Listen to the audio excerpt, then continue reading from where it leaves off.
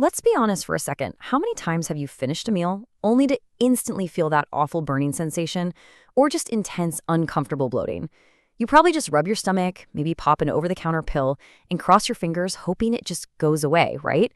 Well, today, we are absolutely not ignoring those frustrating discomforts anymore. We're setting the stage for a really fascinating medical investigation right into the very core of your digestive system. Welcome, everyone. I am so thrilled to have you here. Today, we're doing a comprehensive deep dive into our medical sources to actually solve the mystery behind that stomach pain. We're going to break down exactly what is happening inside your body, decode the actual science, and uncover the facts about a super common condition called gastritis. By leaning on the data from our sources, we're going to get you some much-needed clarity today. Okay, here's our quick roadmap for today's explainer. First up, what exactly is gastritis? Second, the symptoms and those big danger signs. Third, the culprits causing it. Fourth, medical diagnosis and treatment. And finally, number 5, what shouldn't gastritis patients eat? Let's jump right in. Section 1. What is gastritis? Understanding the basics.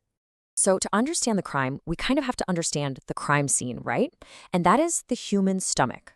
Your stomach is a really harsh environment. It is literally filled with incredibly strong digestive acids that are designed to break down your food.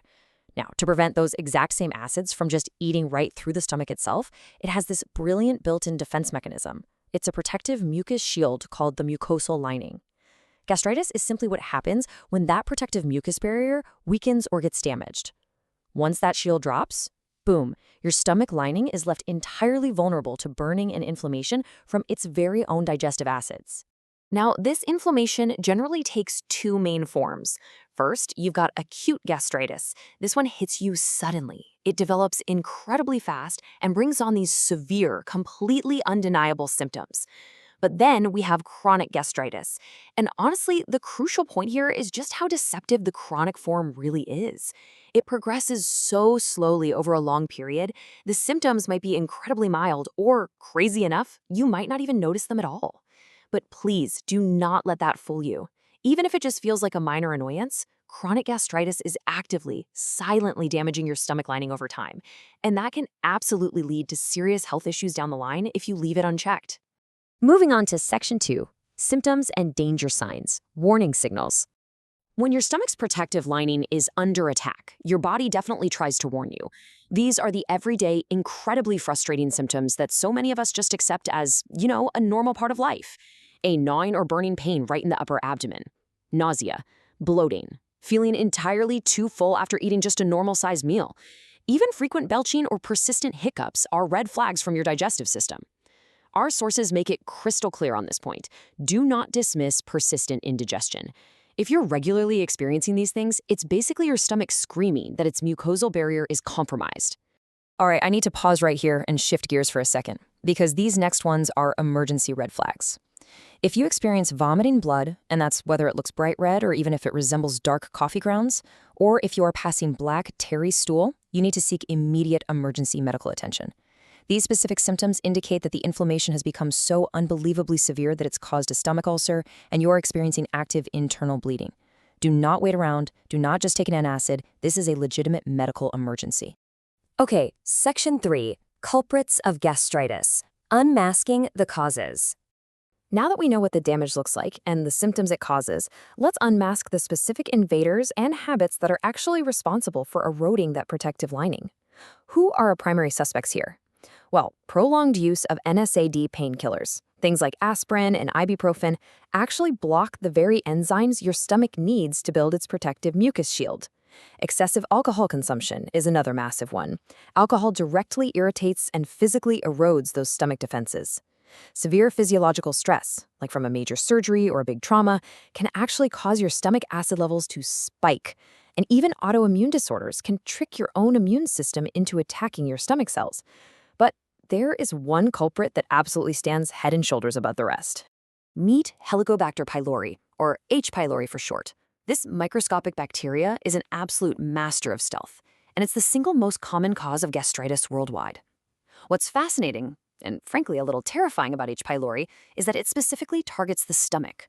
It literally burrows right into the mucosal lining, weakens the very mucus shield designed to protect you, and triggers this chronic inflammation. Now, according to our data, not everyone infected with H. pylori will actually develop gastritis. Genetics and lifestyle definitely play a huge role there, but it is without a doubt the leading instigator of this condition across the globe. Which brings us to Section 4, Diagnosis and Treatment, Medical Solutions. Here is the good news, folks. You do not have to just live with this. Modern medicine has excellent, highly successful tools to solve this case and defeat these culprits. So how do the pros do it? The medical diagnosis is a highly structured process. It usually starts with your doctor taking a really detailed history of your symptoms and your lifestyle. But to really crack the case, gastroenterologists often use an endoscopy. This is where they use a tiny camera on a thin tube to physically inspect the inner surface of your stomach. During this, they can even take a tiny tissue sample, a biopsy, to check for microscopic inflammation. Finally, they'll run specific lab tests using either your blood, stool, or breath to confirm the presence of that super sneaky H. pylori bacteria. Once the culprit is officially identified, the medical arsenal is deployed. If H. pylori is found, your doctor will prescribe a 7 to 14-day combination of antibiotics. And let me stress this right now, based on our medical sources, completing the full course of these antibiotics is absolutely crucial.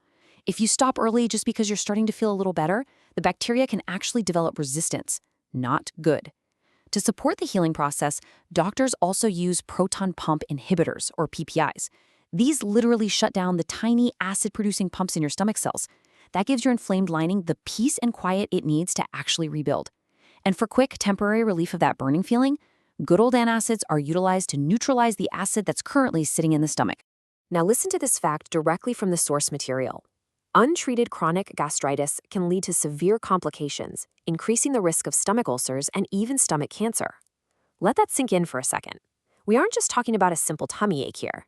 This sobering reality highlights exactly why seeking professional medical diagnosis and adhering strictly to your prescribed treatment plan is basically non-negotiable. Ignoring the problem doesn't make it go away, it just allows the internal damage to compound over time. Finally, Section 5, Dietary Guidelines, What to Avoid and Eat. So medicine can kill the bacteria and lower the acid, but your everyday lifestyle and dietary choices are what will actually rebuild your stomach's defenses. When it comes to your diet, things like spicy foods, highly acidic fruits, alcohol, caffeine, and greasy fried foods are essentially like throwing gasoline onto an inflamed fire. They actively irritate that already vulnerable stomach lining. So to help rebuild and soothe your stomach instead, you want to focus heavily on fibrous vegetables, lean proteins, and whole grains. Our sources also highly recommend probiotics. Those help balance the good bacteria in your gut, which really aids in the overall recovery of your entire digestive system. We've covered the science, the common symptoms, the culprits, the treatments, and the foods to avoid. So I have to ask you, are you ignoring the warning signs your stomach is sending you? Or is it finally time to take action? Do not let chronic inflammation silently chip away at your health. If the symptoms we talked about today resonated with you, take that knowledge, empower yourself, and go consult a gastroenterologist. Thank you so much for joining me for this deep dive into the source material. Stay curious, stay healthy, and I'll catch you next time.